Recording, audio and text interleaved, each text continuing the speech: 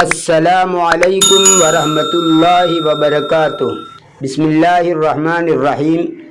سامعین و ناظرین، نفحۃ الادب کے ترجمے کے 34 اسباق آپ کے سامنے آ چکے ہیں۔ آج کا ہمارا یہ ویڈیو اسی کتاب کے ترجمے کا سبق نمبر 35 ہے۔ تو آئیے ترجمہ شروع کرتے ہیں۔ بسم اللہ الرحمن الرحیم۔ جزاء الاحسان، احسان کا بدلہ۔ احسان کا معنی اچھا سلوک کرنا، اچھا برتاؤ کرنا، کسی کے ساتھ خیر خواہی کا معاملہ کرنا۔ اللہ کے رسول صلی اللہ علیہ وسلم نے فرمایا، سل من قطعک واعف عمن ظلمک واحسن الی من اساء الیک، کہ جو تجھ سے او کما قال علیہ الصلوۃ والسلام، کہ جو آدمی تجھ سے رشتہ توڑے تو اس کے ساتھ رشتہ جوڑ، اور جو تجھ پر ظلم کرے تو اس سے درگزر کر، اور جو تیرے ساتھ برا سلوک کرے تو اس کے ساتھ اچھا سلوک کر۔ تو یہ اس حدیث کا مفہوم ہے۔ سل من قطعک، جو تجھ سے رشتہ کاٹے توڑے اس سے رشتہ جوڑ۔ واعف عمن ظلمک، اور جو تجھ پر ظلم کرے اس سے درگزر کر۔ واحسن الی من اساء الیک، اور جو تیرے ساتھ برا سلوک کرے اس کے ساتھ اچھا سلوک کر۔ ذهبت نملة صغيرة إلى جدول ماء لتشرب وتستريح بعد أن تعبت كثيرا في جمع قوتها، فزلت قدمها وسقطت في الماء ولم يمكنها الخروج منه لأنها لا تعرف السباحة وكادت تغرق۔ ذهبت نملة صغيرة، ایک چھوٹی سی چونٹی گئی، نملتن کا معنی چونٹی، الی جدول مائن، پانی کے نہر کی طرف، جدول اس کا معنی ہوتا ہے چھوٹی نہر، اور ایک اس کا معنی فہرست، لسٹ، کالم، چارٹ، نقشہ، یہ سب اس کے معنی ہوتے ہیں۔ نہر کو بھی کہتے ہیں، لسٹ یا فہرست کو بھی کہتے ہیں، کالم کو، چارٹ کو، نقشے کو، یہ سب معنی جدول کے آتے ہیں، لیکن یہاں پر نہر کا ترجمہ ہوگا، جمع آئے گی جداول۔ وہ ایک پانی کی نہر کی طرف گئی تاکہ پیے، یعنی پانی پیے اور آرام حاصل کرے، بہت تھکنے کے بعد، اس کی غذا کو جمع کرنے میں بہت زیادہ تھکن کے بعد۔ تائبہ تعبو کا معنی تھک جانا، اور قوتن کا معنی ایک دن کی غذا، خوراک۔ فزلت قدمها، پس اس کا قدم پھسل گیا، وسقطت فی الماء، اور پانی کے اندر وہ گر گئی، ولم یمکنها الخروج منہ، اور اس سے نکلنا اس کو ممکن نہیں رہا، یعنی نکل نہیں سکی، لأنها لا تعرف السباحة، اس لیے کہ وہ تیرنا نہیں جانتی، سبح یسبح سباحتن کا معنی تیرنا، اس لیے کہ وہ تیرنا نہیں جانتی ہے۔ وقادت تغرق، اور قریب تھا کہ وہ ڈوب جائے، یعنی ڈوبنے کے قریب ہو گئی، غرق یغرق کا معنی ڈوب جانا۔ وکانت حمامۃ بیضاء جمیلۃ واقفۃ علی حجر فی الماء، اور ایک خوبصورت سفید کبوتر پانی میں ایک پتھر پر کھڑا تھا۔ حجر کا معنی پتھر، جمع احجار اور حجارت۔ ورأت ما حصل للنملۃ، اور اس نے دیکھی وہ صورتحال جو چونٹی کو پیش آئی، چونٹی کو جو صورتحال پیش آئی اس کو اس نے دیکھا۔ فرق لها قلبها فی خلاصها، پس اس کا دل اس کو چھٹکارا دینے میں نرم ہو گیا، یعنی اس کو ترس آ گیا، اس کا دل اس کے لیے نرم ہو گیا، یعنی اسے اس پر ترس آ گیا اس کو چرانے میں۔ رق یرق رقن ورقتن، ترس آنا، رحم کرنا، اور خلاصن کا معنی چھٹکارا۔ وطارت الی البر، اور وہ خشکی کی طرف اڑی۔ دیکھو آپ برن پڑھیں گے، برن کا معنی خشکی اور بحرن کا معنی سمندر۔ قرآن کریم کے اندر یہ دونوں ساتھ میں استعمال ہوئے ہیں. ظہر الفساد فی البر والبحر، یعنی خشکی میں یعنی زمین میں اور سمندر میں جو فساد ہوتا ہے، جو طوفان آتا ہے، وہ انسانوں کے اعمال کے کرتوت کی وجہ سے آتا ہے. جو حالات بھی آتے ہیں سمندر میں یا زمین پر، وہ انسانوں کے کرتوتوں کا نتیجہ ہوتا ہے. تو برن کا معنی خشکی، زمین. اور اگر اس کو آپ برن پڑھیں گے تو برن کا معنی ہوتا ہے نیکی، زیر کے ساتھ برن کا معنی نیکی. اور برن کا ایک معنی ہوتا ہے کہ کسی کا ہمارے اوپر جو حق ہو اس حق کی ادائیگی، مکمل طور پر اس حق کی ادائیگی، اسی کو کہا جاتا ہے برن. اس حق کی ادائیگی کو پورا کر دینا اسی کو برن کہا جاتا ہے. اور اسی سے برن اور بارن آتا ہے. دیکھیے یہاں پر جو برن ہے، یہاں پر تو برن کا معنی خشکی، لیکن ایک برن کا ترجمہ فرما بردار کے بھی ہوتے ہیں، پورا حق ادا کرنے والا. تو والدین کا فرما بردار ہو اس کو کہا جاتا ہے برن اور بارن. قرآن کریم کے اندر بھی ہے وبرم بوالدتی. تو یاد رہے برن کے دو معنی ہوئے، یہاں پر برن کا معنی خشکی اور ایک برن کا معنی فرما بردار، پورا حقوق ادا کرنے والا. اور اسی کے اوپر اگر آپ پیش پڑھیں گے برن، تو برن کا معنی گیہوں ہوتا ہے. تو کتنا ترجمہ بدل گیا، زیر پڑھنے سے اور معنی، زبر پڑھنے سے اور معنی، پیش پڑھنے سے اور معنی. یہ حرکتوں کے بدلنے سے بھی ترجمہ بدل جاتا ہے. تو برن کا ترجمہ اور ہے، برن کا اور ہے، برن کا اور ہے.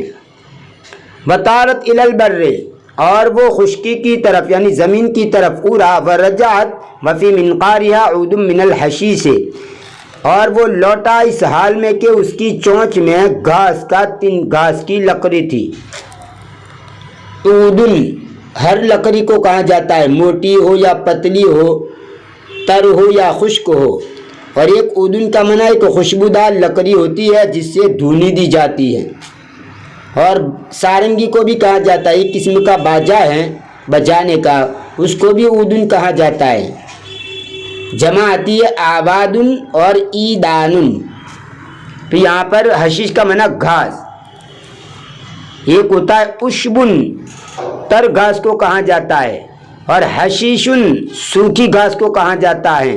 اور کلعن سوکھی اور تر دونوں قسم کی گھاس کو کہا جاتا ہے. تو حشیشن سوکھی گھاس.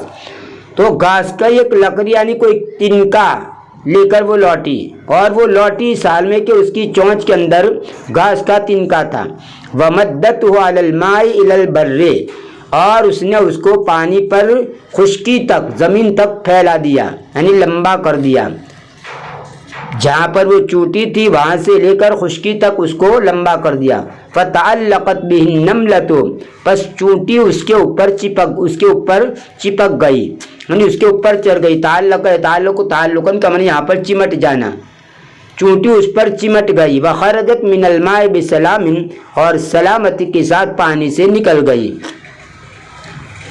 وبعد ذلك بأيام نزلت الحمامة على فرع شجرة تتزلل بأوراقها، اور اس کے کچھ دن بعد ایک کبوتر درخت کی شاخ پر اترا تاکہ وہ سایہ حاصل کرے اس کے پتوں کے ذریعے. تزلل یتزلل، تزللاً کا معنی سایہ حاصل کرنا، اور ورق ان کی جمع اوراق یعنی پتے. تو پتوں کا سایہ حاصل کرنے کے لیے ایک درخت کی شاخ پر وہ اترا. فمر صیاد من بعد ورآها، ایک شکاری دور سے گزرا اور اس نے اس کو دیکھا، کبوتر کو دیکھا. فوقف یصوب بندقیته نحوها لیصیدها، پس وہ کھڑا ہو گیا تاکہ اس کی بندوق کا اس کی طرف نشانہ کرے. صوب یصوب تصویبا، یعنی نشانہ بنانا، سیدھ میں نشانے کسی بھی شکار کی طرف بندوق کے ذریعے یا کسی بھی کمان وغیرہ کے ذریعے نشان سادھنا، نشان لینا. پس وہ کھڑا ہو گیا تاکہ اس کی بندوق کا نشانہ اس کی طرف اس کی بندوق کا نشانہ کرے، اس کی بندوق کی طرف اس کی بندوق کو اس کی طرف سیدھی کرے. لیصیدها، تاکہ وہ اس کو شکار کرے. تاکہ وہ اس کا شکار کرے۔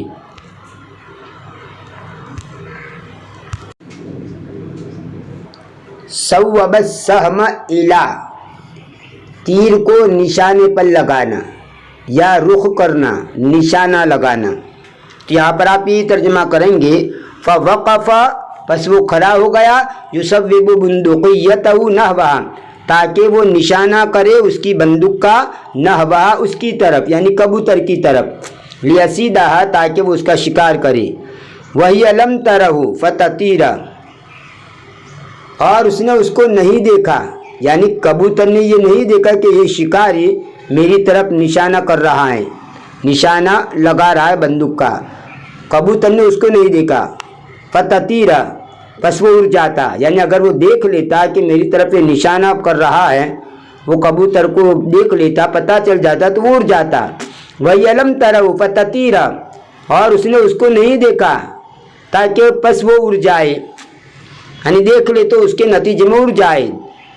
ولیکن النملۃ التی خلصتھا تلک الحمامۃ رات الصیادہ، اور لیکن وہ چونٹی جس کو اس کبوتر نے بچایا تھا، چھٹکارا دیا تھا، اس نے شکاری کو دیکھ لیا۔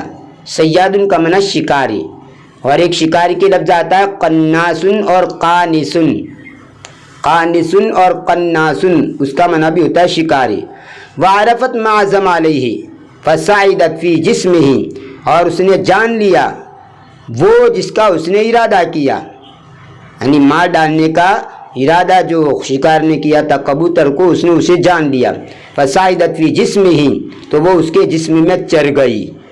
ولما ہم باطلاق بندقیتہ قرصتہ قرصۃ شدیدۃ، اور جب اس نے ارادہ کیا اس کی بندوق کو چھوڑنے کا تو اس نے اس کو سخت کاٹ دیا۔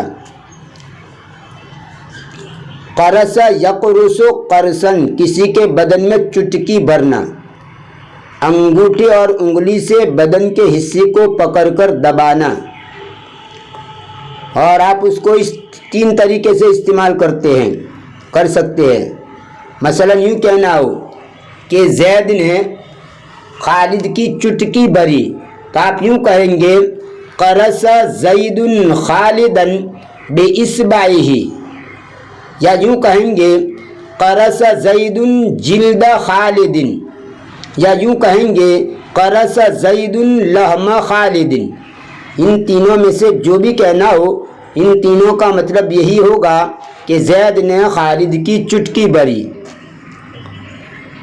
اور ایک اس کا معنی ہوتا ہے کاٹنا، یہاں پر یہی ترجمہ ہوگا، جیسے ہی بندوق کو چھوڑنے کا ارادہ کیا تو اس چوٹی نے اس کو سخت کاٹ دیا۔ ہمہ یا ہمو کا معنی ارادہ کرنا۔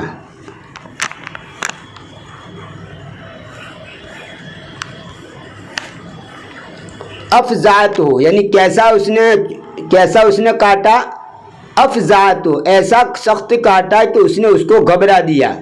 فتحرک، پس وہ ہلا، یعنی وہ شکاری ہلا۔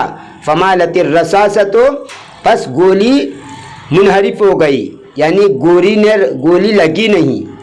مال یمیلو کا معنی ہٹ جانا، گولی ہٹ گئی یعنی نشانے پر نہیں لگی۔ ولم تصب الحمامۃ، اور وہ کبوتر کو نہیں لگی، یا اصاب یصیب اصابۃ کا معنی لگ جانا، وہ کبوتر کو نہیں لگی۔ بل نجت جزاء احسانہا الی النملۃ، بلکہ اس نے نجات پائی اس کے احسان کے بدلے میں چونٹی کے ساتھ، یعنی کبوتر نے اس چونٹی کے اوپر احسان کیا تھا تو اسے اس کا بدلہ مل گیا، اس کے بدلے کی وجہ سے اس نے سلوک کیا تھا چونٹی کے ساتھ، تو اس کی وجہ سے یہاں پر اس نے نجات پا لی۔ هل جزاء الاحسان الا الاحسان، احسان کا بدلہ احسان سے ہی دینا چاہیے۔ ومن یعمل مثقال ذرۃ خیرا یرہ، جو آدمی بھی ذرہ برابر بھلائی کرے گا وہ اس کو دیکھ لے گا۔ تو دیکھیں یہاں پر ان کے سامنے آ گئی خیر خواہی کبوتر نے چونٹی کے ساتھ کی تھی، تو اس کو بھی واسطہ پڑا کہ اسی چونٹی نے اسی کبوتر کی خیر خواہی کی، تو اس کو کہہ رہے کہ ہم کسی کے ساتھ بھلائی کریں گے تو بھلائی کا بدلہ ملے گا، اچھا بدلہ ملے گا، اور اگر کسی کے ساتھ برا سلوک کریں گے تو یاد رہے ہمیں بھی برے سلوک کا واسطہ پڑے گا ہی. جیسی کرنی ویسی بھرنی، یعنی جیسا ہم کریں گے ویسا ہی ہمارے ساتھ برتاؤ ہوگا.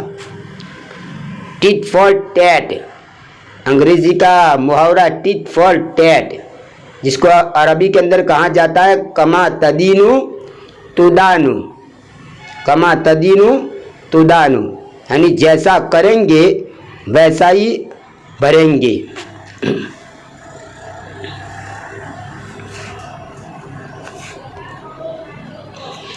یہ تھا نفحۃ الادب کے ترجمے کا سبق نمبر 35. انشاءاللہ آنے والے ویڈیو میں اس کتاب کے ترجمے کا سبق نمبر 36 آپ کے سامنے پیش کیا جائے گا. تب تک کے لیے انتظار کیجیے. دعا میں یاد رکھیے. فی امان اللہ، الی اللقاء.